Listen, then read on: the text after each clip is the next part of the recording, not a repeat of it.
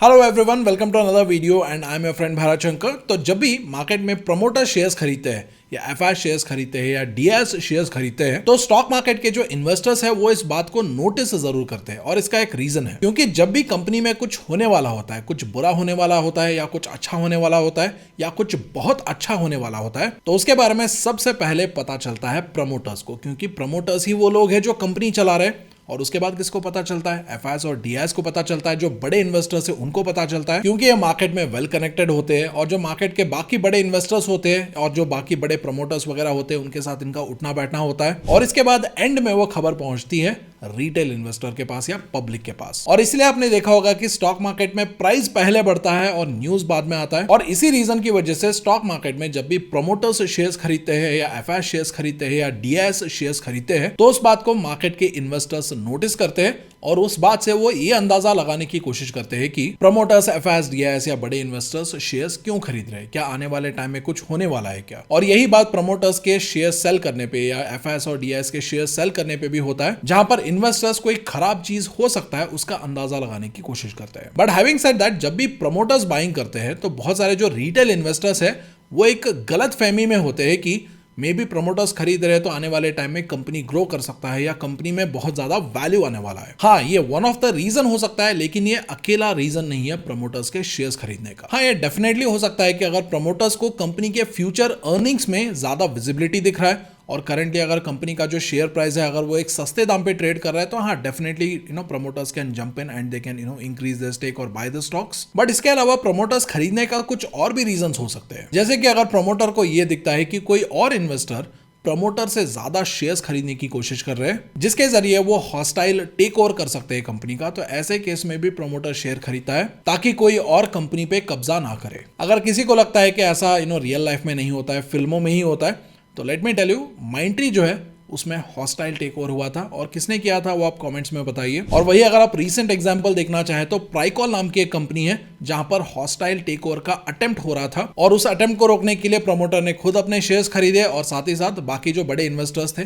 कुछ और बड़े शेयर होल्डर्स थे, उसको भी साथ में जोड़ा, जिससे उन्होंने इस हॉस्टाइल टेक ओवर को नाकाम कर दिया। और इसके अलावा प्रमोटर बाइंग का एक और रीजन ये भी हो सकता है कि कोई कंपनी है जो बहुत ज्यादा पैसे कमाता है और प्रमोटर को ये पैसा कंपनी से बाहर निकालना है, यानी कंपनी के बैंक अकाउंट से बाहर निकालना है और अपने खुद के जेब में डालना है। तो प्रमोटर क्या करेगा? तो सबसे पहले प्रमोटर क्या करेगा? खुद का शेयर खरीदेगा, मेजॉरिटी स्टेक होल्डर बन जाएगा, जितना लिमिट है, जितना खरीद सकते हैं उतना खरीद लेगा और उसके बाद बहुत हाई डिविडेंड यील्ड्स अनाउंस कर देगा। जैसे कि अगर आप वेदांता के केस में देखेंगे तो ये कंपनी 12.8% का डिविडेंड यील्ड देता है। और ये जो इतना बड़ा डिविडेंड यील्ड मिल रहा है इसका बिगेस्ट बेनिफैक्टर कौन है? प्रमोटर है कंपनी का। एंड ऑफ कोर्स वेदांता के प्रमोटर्स का तो एक बहुत लंबा हिस्ट्री है, कभी वो लोन लेके डिविडेंड्स दे देते हैं, कभी वो कंपनी को डीलिस्ट करवाने की कोशिश करते हैं। और उसके अलावा कुछ और भी रीजंस हो सकते हैं, जैसे कि अगर मान लो किसी प्रमोटर को अपने शेयर्स प्लेज करके मार्केट से पैसा उठाना है या कैपिटल रेज करना है, तो ऐसे केस में भी प्रमोटर्स क्या करते हैं, वो विंडो ड्रेसिंग करने के लिए, हायर वैल्यूएशंस पे शेयर्स प्लेज करने के लिए या कैपिटल रेज करने के लिए भी अपने खुद के शेयर्स खरीद सकते हैं ताकि इसे स्टॉक का प्राइस बढ़े और उनका फायदा हो। तो इसीलिए जब भी हम प्रमोटर बाइंग को एनालाइज करते हैं तो ऐसे सारी चीजों को हमें ध्यान में रखना होगा और ऐसे चीजों को ही कंसिडर करना होगा जिससे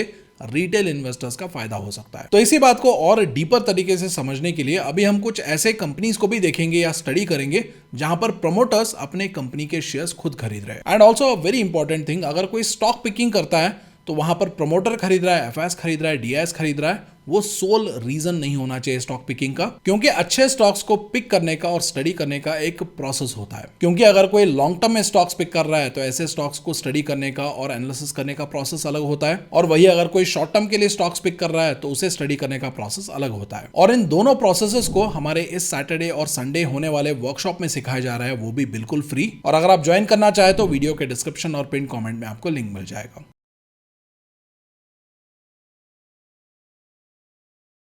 तो अभी बात करते हैं सबसे पहले कंपनी के बारे में जिसका नाम है जेबी केमिकल्स एंड फार्मास्यूटिकल्स लिमिटेड। और करंटली इस कंपनी का जो स्टॉक पी रेशियो है वो 47 के आसपास है और वही इंडस्ट्री पी अगर आप देखेंगे तो वो अबाउट 30.6 के आसपास है। कंपनी के ऊपर 2.48 करोड़ का डेट बर्डन है, बहुत ही नेग्लिजिबल डेट बर्डन है, और कंपनी के पास about 146 crore worth of cash equivalents है, यानी ये कंपनी डेट फ्री होने के साथ साथ कैश रिच भी है। और उसके बाद अगर हम कंपनी के प्रॉफिट एंड लॉस स्टेटमेंट के बारे में बात करेंगे तो यहाँ पर आपको सेल्स दिख रहा होगा तो सेल्स में धीरे धीरे ग्रोथ हो रहा है, लेकिन वही अगर आप प्रॉफिट्स देखेंगे, यहाँ पर प्रॉफिट्स आपको नीचे दिख रहा होगा, तो यहाँ पर बहुत जल्दी जल्दी ग्रोथ हो रहा है। और यहाँ पर भी आप देख सकते हैं जो कंपाउंडेड सेल्स ग्रोथ है वो लास्ट 3 इयर्स में अबाउट 10% के आसपास है, और वही कंपनी का जो कंपाउंडेड प्रॉफिट ग्रोथ है वो अबाउट 22% के आसपास है। तो यहाँ पर सवाल आता है कि प्रॉफिट्स जो है वो इतना तेजी से कैसे ग्रो कर रहा है कंपेयर टू सेल्स। तो इसका जवाब है यहाँ पर कंपनी के ऑपरेटिंग प्रॉफिट मार्जिन्स में।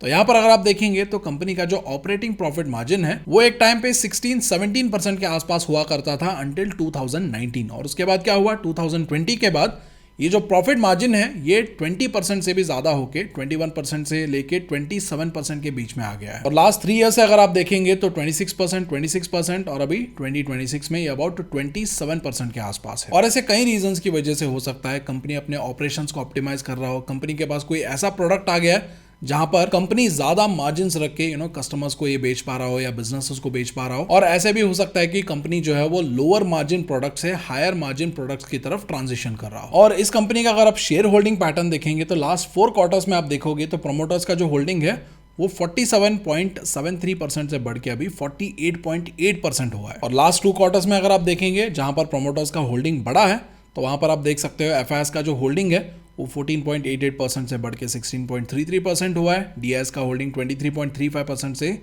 घट के 21.38% हुआ है, और पब्लिक का जो होल्डिंग है वो 14.21% से घट के 13.48% हुआ है। यानी लास्ट 2 क्वार्टर्स में यहाँ पर प्रमोटर्स और एफआईएस ने खरीदा है और डीआईएस ने थोड़ा बेचा है और पब्लिक ने थोड़ा बेचा है। लेकिन प्रमोटर का जो होल्डिंग है वो बढ़ने के पीछे भी एक बड़ा रीजन है। यहाँ पर अगर आप प्रमोटर होल्डिंग को थोड़ा एक्सपैंड करोगे तो यहां पर आपको एक नाम दिखेगा टोरेंट फार्मास्यूटिकल्स लिमिटेड, और इस कंपनी को ऑलरेडी कुछ लोग पहचानते होंगे, बहुत ही बड़ी फार्मास्यूटिकल कंपनी है। यहां पर आप देख सकते हो ये है टोरेंट फार्मास्यूटिकल्स लिमिटेड, जिसका मार्केट कैप अबाउट 1,50,000 करोड़ के आसपास है। और इस कंपनी ने अभी ट्रेलिंग 12 मंथ्स में अबाउट 12,742 करोड़ का सेल्स पोस्ट किया था एंड अबाउट 2,272 करोड़ का नेट प्रॉफिट पोस्ट किया था। इतनी बड़ी कंपनी है। तो इन्होंने अभी जेबी केमिकल्स एंड फार्मास्यूटिकल्स में कंट्रोलिंग स्टेक खरीदा है 48.8% का। और अभी टोरेंट फार्मास्यूटिकल्स की एंट्री के बाद as a controlling stakeholder उन्होंने कंपनी में बहुत ज्यादा रीस्ट्रक्चरिंग भी किया है, स्पेशली कंपनी के लीडरशिप में। यहाँ पर इन्होंने बहुत सारे बोर्ड ऑफ डायरेक्टर से लेके एमडी तक बहुत ज्यादा रीस्ट्रक्चरिंग किया है और बहुत सारे नए लोगों को कंपनी में अपॉइंट किया है। जैसे कि यहाँ पर आप देख सकते हैं जो अमन मेहता है जो अभी टोरेंट फार्मा के एमडी है,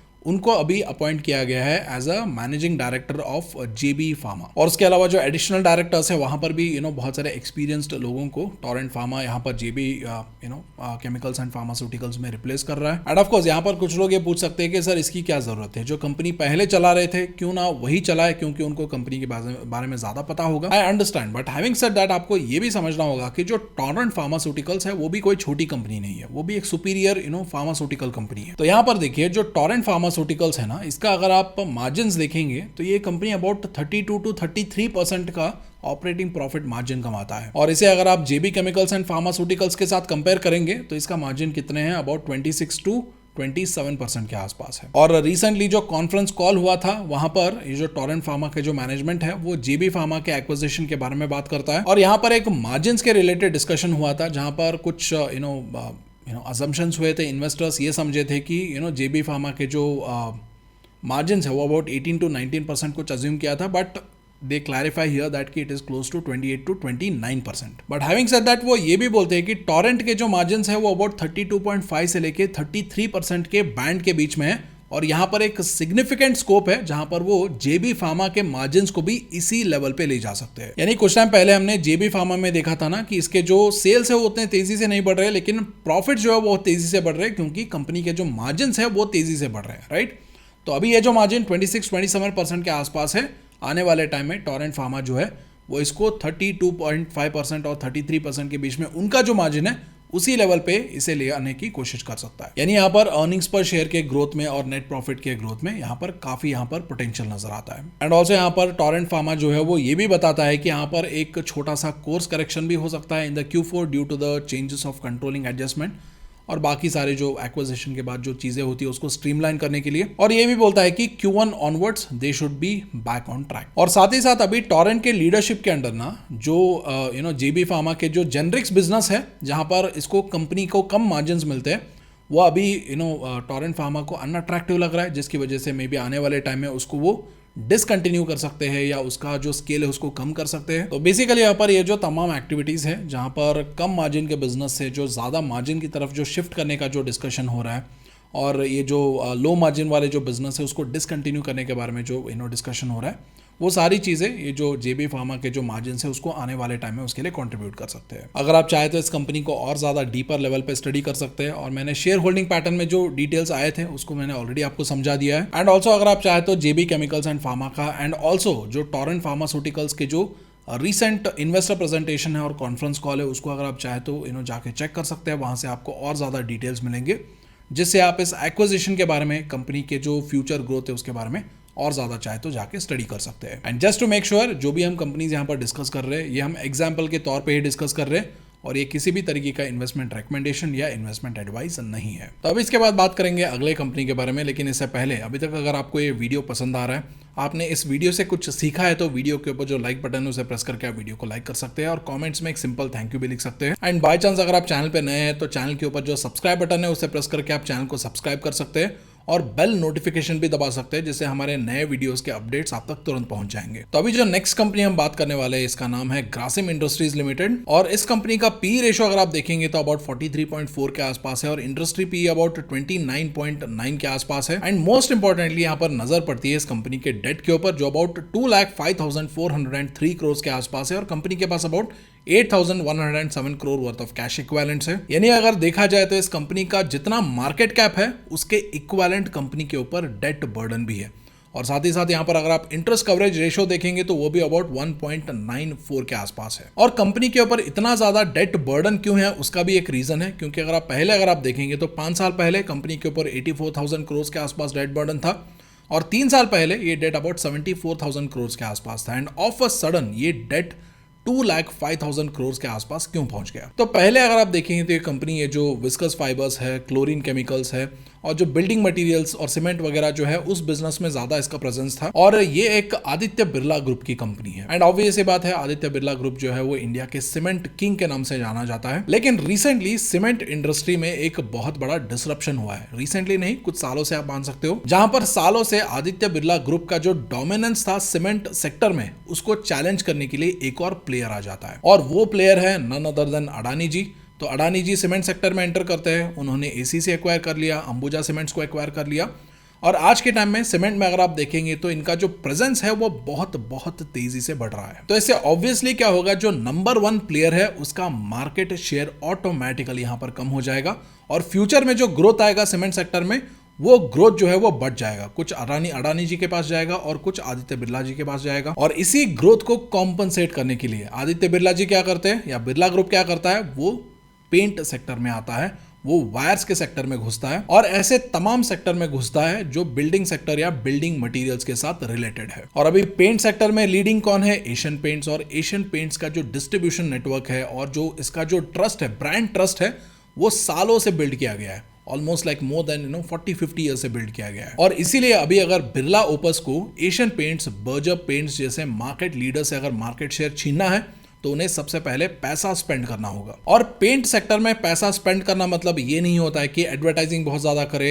या कस्टमर्स को सस्ते दाम पे पेंट भेजे, या कस्टमर्स को डिस्काउंटेड प्राइस पे पेंट बेचे, ये नहीं होता है। पेंट सेक्टर में पैसा खर्च होता है डिस्ट्रीब्यूटर्स के ट्रस्ट को जीतने में और डिस्ट्रीब्यूटर्स को सबसे ज्यादा फायदा देने में। यानी अभी अगर एक डिस्ट्रीब्यूटर को एशियन पेंट्स बेच के अगर मान लो 10 रुपए का फायदा होता है, तो वहां पर बिरला जी आके 15 रुपए का फायदा देंगे या 20 रुपए का फायदा देंगे। क्योंकि कंस्ट्रक्शन में क्या होता है ना, अल्टीमेटली पेंट कौन सा लगाना है वो कस्टमर या जो क्लाइंट होता है वो तय नहीं करता है, वहां पर जो कॉन्ट्रैक्टर होता है और जो पेंट का डिस्ट्रीब्यूटर जो पेंट पुश करता है कि ये अच्छा है वो अच्छा है, वो वहां पर बिकता है। हाँ, अगर आप खुद का घर बना रहे हो तो वहां पर थोड़ा बहुत आप डिसीजन कर सकते हो, वहां पर थोड़ा बहुत आप पेंट वेंट सब कुछ पिक कर सकते हो। लेकिन अगर कोई अपार्टमेंट बन रहा है, मान लो कोई 1000 अपार्टमेंट्स बन रहे हैं, तो वहां पर जो कॉन्ट्रैक्टर होगा, जो बिल्डर होगा, वो डिसाइड करेगा कि कौन सा पेंट लगना चाहिए। तो इसीलिए अभी आदित्य बिरला ग्रुप क्या कर रहा है, जो पेंट डिस्ट्रीब्यूटर्स होते हैं उनको ज्यादा मार्जिन्स और ज्यादा कमीशंस दे रहा है। तो इसीलिए initially they have to spend a lot of money on distributors and distributor commission. और पेंट सेक्टर में ना ये ट्रांजिशन धीरे धीरे होता है। पहले जो छोटे कॉन्ट्रैक्टर्स होते हैं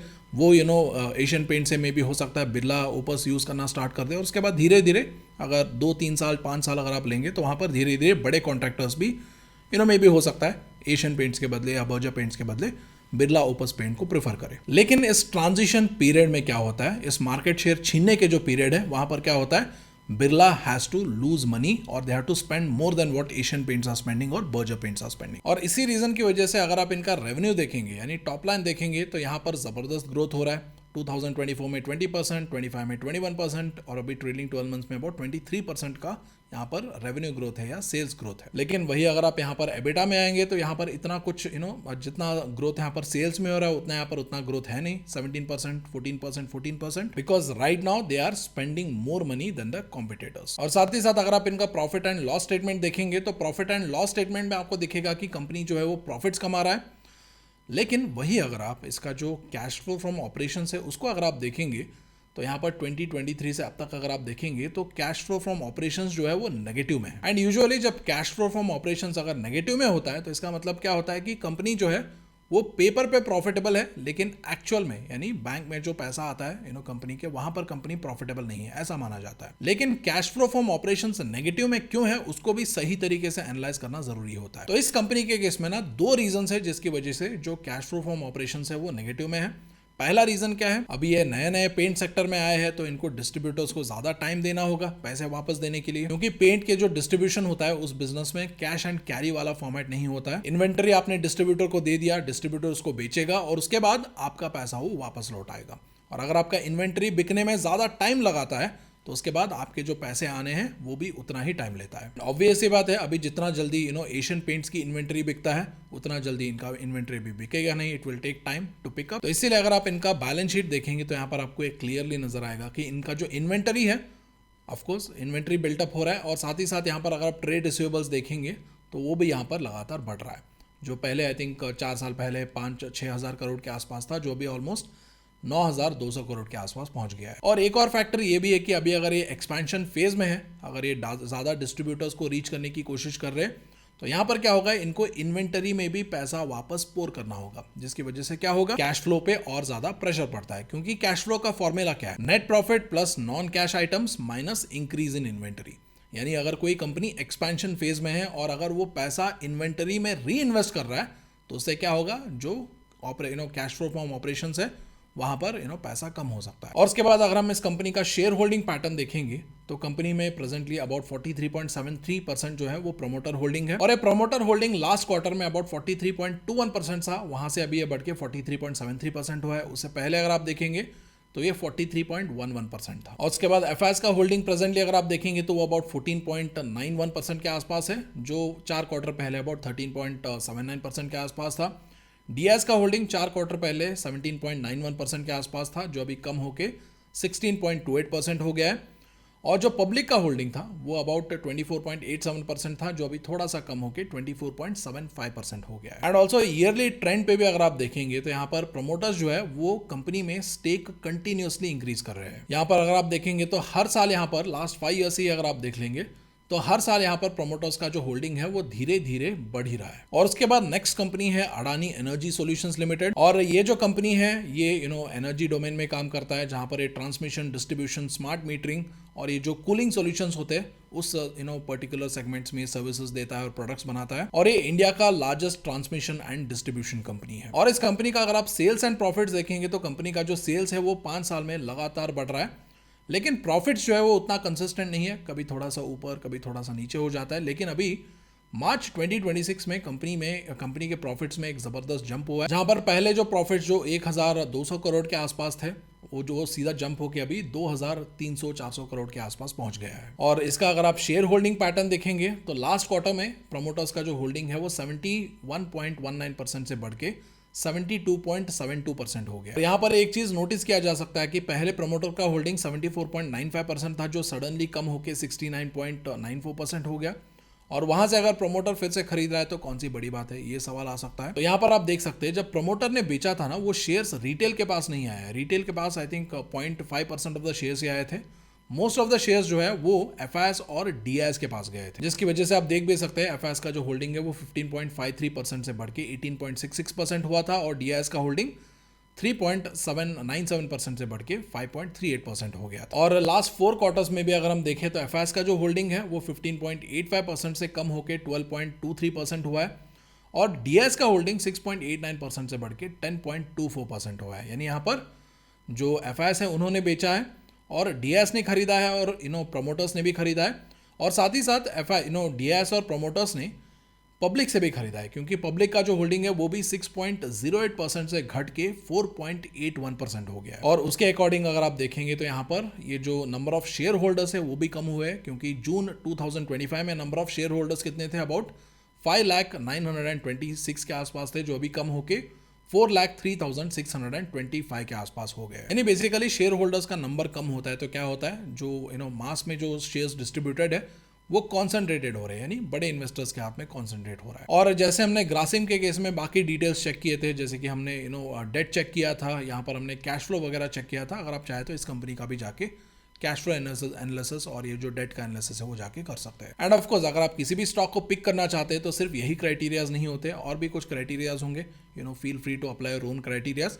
लेकिन अगर आपको स्टॉक पिकिंग सीखना है लॉन्ग टर्म के लिए और शॉर्ट टर्म के लिए, तो जो सैटरडे और संडे को जो वेबिनार हो रहा है उसको आप अटेंड कर सकते हो, और वहाँ पर ये सारी चीजें आप फ्री में सीख सकते हैं। लिंक आपको वीडियो के डिस्क्रिप्शन और पिन कमेंट में मिल जाएगा। और उसके बाद नेक्स्ट कंपनी है जिंदाल स्टेनलेस लिमिटेड, और इस कंपनी का पी रेशियो अबाउट 19.1 के आसपास है, और इसका जो इंडस्ट्री पी है अबाउट 22.5 के आसपास है। और ये कंपनी भी एक कैपिटल इंटेंसिव सेक्टर में काम करता है, जिसकी वजह से इसके ऊपर भी डेट है अबाउट 7,460 करोड़ के आसपास डेट, लेकिन इंटरेस्ट कवरेज रेशियो अबाउट 8.57 के आसपास है। यानी अगर कंपनी को ₹1 का इंटरेस्ट पे करना है तो कंपनी उसके बदले 8.57 रुपीज़ कमाता है, जिसकी वजह से हमें एक आइडिया मिल जाता है कि कंपनी का जो डेट है वो कंपनी अच्छे से मैनेज कर पा रहा है। और इस कंपनी का अगर आप शेयर होल्डिंग पैटर्न देखेंगे तो यहाँ पर भी आपको लास्ट 4 क्वार्टर्स में दिखेगा कि प्रमोटर्स का जो होल्डिंग है वो 61.1% से बढ़ के अभी 62.04% हो गया है। एफआईएस का होल्डिंग 21.26% से अभी थोड़ा सा घट के 20.87% हो गया है। डीएस का होल्डिंग 7.09% से बढ़ के 7.15% हो गया है, और पब्लिक का होल्डिंग 10.55% से घट के 9.88% हो गया है। और इसका अगर आप थोड़ा सा लॉन्ग टर्म ट्रेंड देखेंगे तो प्रमोटर्स का जो होल्डिंग है वो जून 2023 के क्वार्टर में अबाउट 57.95% था, और वहां से अभी ये बढ़ के कितना हो गया है, अबाउट 62.04% हो गया। एंड ऑलमोस्ट यहाँ पर अगर आप देखेंगे तो यहाँ से हर 1-2 क्वार्टर में आपको दिखेगा कि प्रमोटर का जो होल्डिंग है वो धीरे धीरे यहाँ पर बढ़ता ही जा रहा है। एंड ऑल्सो यहाँ पर एक और इंपॉर्टेंट चीज ये भी होता है कि अगर प्रमोटर का स्टेक बढ़ रहा है तो यहाँ पर प्रमोटर किससे खरीद रहा है वो भी बहुत जरूरी होता है। यहाँ पर अगर एफआईडीआई बेच रहे हैं और प्रमोटर खरीद रहा है तो ये उतना ज़्यादा सिग्निफिकेंट नहीं हो सकता है, लेकिन अगर वो पब्लिक से रिटेल से अगर शेयर्स खरीद रहे हैं तो यहाँ पर it is consider to be significant, because यहाँ पर शेयर्स जो है वो वीक हैंड से निकल के स्ट्रॉन्ग हैंड्स में जा रहे हैं। और यहाँ पर हम ये देख भी सकते हैं कि पब्लिक का जो होल्डिंग जो पहले 13.85% के आसपास था वो अभी यहाँ से ऑलमोस्ट हर 2-3 क्वार्टर में घट के अभी कितना हो गया है, 9.88 के आसपास पहुंच गया। लेकिन हाँ, यहाँ पर आप एक चीज नोटिस कर सकते हो कि जब भी पब्लिक का होल्डिंग कम होता है और वही शेयर्स अगर बड़े इन्वेस्टर्स के पास जाते हैं, एफआईएस के पास जाता है, डीआईएस या प्रमोटर्स के पास जाते हैं, तो नंबर ऑफ शेयर होल्डर्स कम होने चाहिए। लेकिन यहाँ पर अगर आप देखेंगे तो नंबर ऑफ शेयर होल्डर्स यहाँ पर एक्चुअल में बढ़ रहा है, क्योंकि जून 2023 में नंबर ऑफ शेयर होल्डर्स कितने थे, अबाउट 1,39,000 के आसपास थे, जो अभी बढ़ के 2,07,000 के आसपास पहुंच गए। और ऐसा क्यों हो रहा है ये आपके लिए होमवर्क है, आपको इसके ऊपर रिसर्च करना है। आप चाहे तो एआई टूल्स यूज़ कीजिए, गूगल सर्च यूज़ कीजिए, और अगर आपको जवाब मिलता है तो उसको आप कमेंट्स में बताइए, और मैं हर कमेंट पढ़ता हूं, और अगर आपका कमेंट अच्छा लगता है तो मैं आपके कमेंट को लाइक भी करूंगा और अप्रिशिएट भी करूंगा। और उसके बाद नेक्स्ट कंपनी है जियो फाइनेंशियल सर्विसेज लिमिटेड, और इसका जो पी रेशियो है वो करंटली अबाउट 101 के आसपास है। और इसका पी रेशियो इतना क्यों है, मार्केट ने इतना ज्यादा पी रेशियो इसको क्यों दे के रखा है, वो भी हम डिस्कस करेंगे। लेकिन सबसे पहले यहाँ पर बाकी के जो चीजें उसको थोड़ा देख लेते हैं। तो यहाँ पर सबसे पहले नजर जाता है इस कंपनी के डेट के ऊपर, लेकिन यहाँ पर हमें ये समझना है कि ये एक फाइनेंशियल सर्विसेज की कंपनी है। यानी इनका काम क्या होता है, इनका काम होता है पैसा कम इंटरेस्ट पे लेना और पैसों को ज्यादा इंटरेस्ट पे लोन देना, और बीच में जो डिफरेंस बनता है इंटरेस्ट का वो इनकी कमाई होती है। और इसीलिए फाइनेंशियल सर्विसेज कंपनीज को, एनबीएफसीज को, बैंक्स को डेट के बेसिस पे, कैश इक्विवेलेंट्स के बेसिस पे गेज करना या जज करना सही नहीं होता है।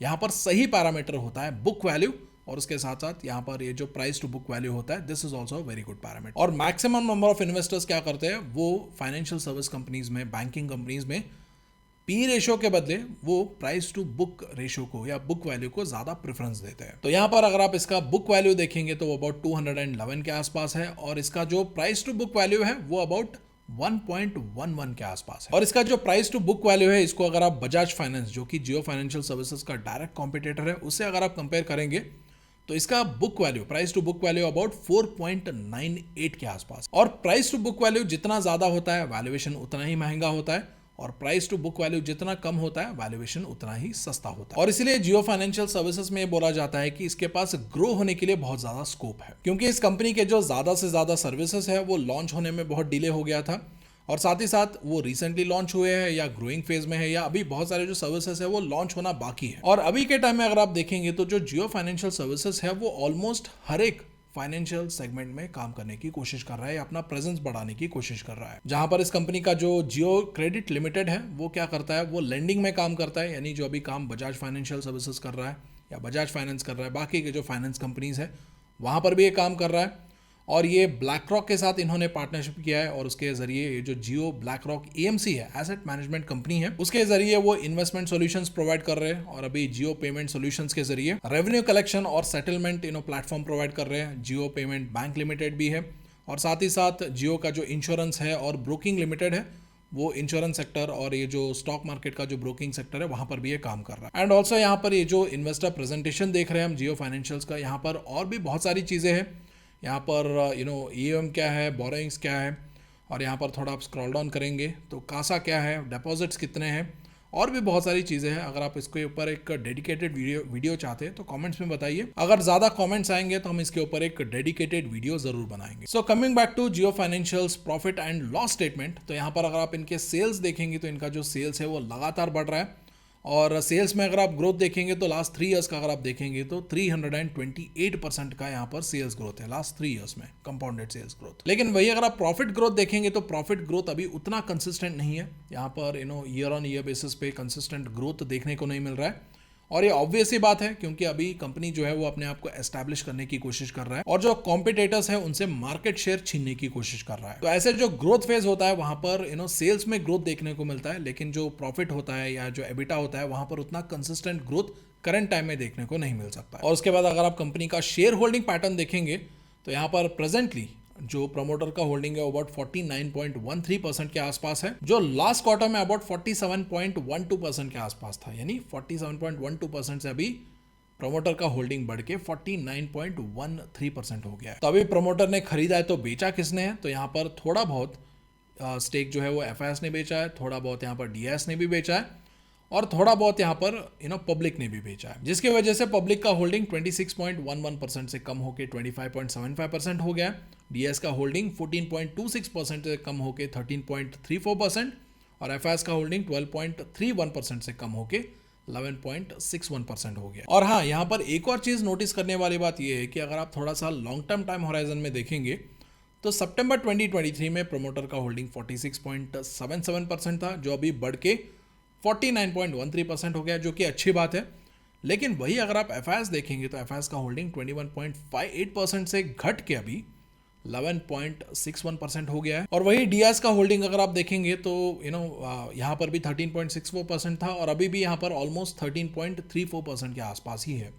लेकिन जो एडिशनल एफआईएस ने बेचा है उसको यहाँ पर प्रमोटर्स ने भी एब्जॉर्ब किया है, और साथ ही साथ यहाँ पर ये जो शेयर्स है ये पब्लिक को भी पास ऑन किए गए हैं, क्योंकि पब्लिक का भी होल्डिंग जो है वो 17.86% से अभी बढ़ के 25.75% हो गया है। और जनरली जब भी कोई बम्पर आईपीओ होता है तो ये ये रेगुलर पैटर्न होता है, जहाँ पर बड़े इन्वेस्टर्स आते हैं, हो हल्ला से आईपीओ आता है, और उसके बाद बड़े इन्वेस्टर्स की धीरे धीरे एग्जिट होती है, उनका प्रॉफिट बुकिंग होता है, और एक बार प्रॉफिट बुकिंग स्टेबलाइज हो गया तो वहां से फिर से क्या होता है, फिर से पब्लिक से ये जो बड़े इन्वेस्टर्स है वो शेयर खरीदना स्टार्ट करते हैं at a lower price. And this happens in almost every IPO, जिसमें मतलब बहुत हो हल्ला से आईपीओ लॉन्च किया जाता है। आप जाके कोई भी आईपीओ देख लो। और उसके अलावा कुछ और भी कंपनीज है जैसे कि गोदरेज प्रॉपर्टीज है, लेकिन यहाँ पर हो क्या रहा है, यहाँ पर प्रमोटर्स ने डेफिनेटली खरीदा है। प्रमोटर्स का होल्डिंग 47.17% से बढ़ के 51.66% हुआ है। लेकिन यहाँ पर बेचा किसने, यहाँ पर बेचा है डीएस ने, और थोड़ा बहुत यहाँ पर बेचा है एफआईएस ने।